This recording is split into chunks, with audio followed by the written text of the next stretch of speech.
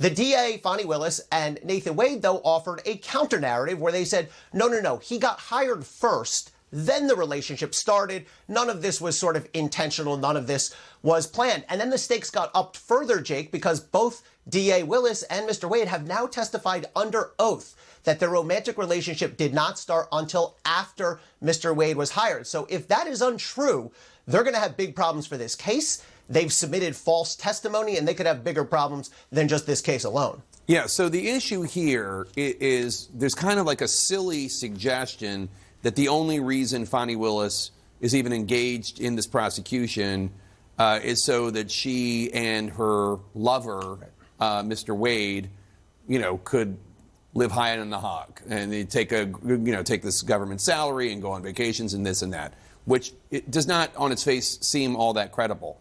But obviously the relationship was incredibly reckless, and now there are questions about whether or not she has been honest under oath about that relationship.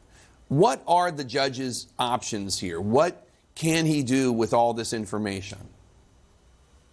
Yeah, so this is a really important question. This will be up to the judge, Judge Scott McAfee, who we've seen in action. He is going to have to decide, first of all, who's telling the truth here. Now, it's the defendant's burden. It's the people who are challenging the DA to establish the truth of what they're saying. But I could see the judge going either way with this. On the one hand, I could see the judge saying, I find the DA's story that this relationship only started after Mr. Wade was hired to be non-believable, non-credible. The text messages certainly undermine that. There have been cell phone records that undermine that. Or I can see the judge saying, look, there's a lot of question about this. It's not clear, but we don't have a clear smoking gun piece of evidence that their relationship started beforehand.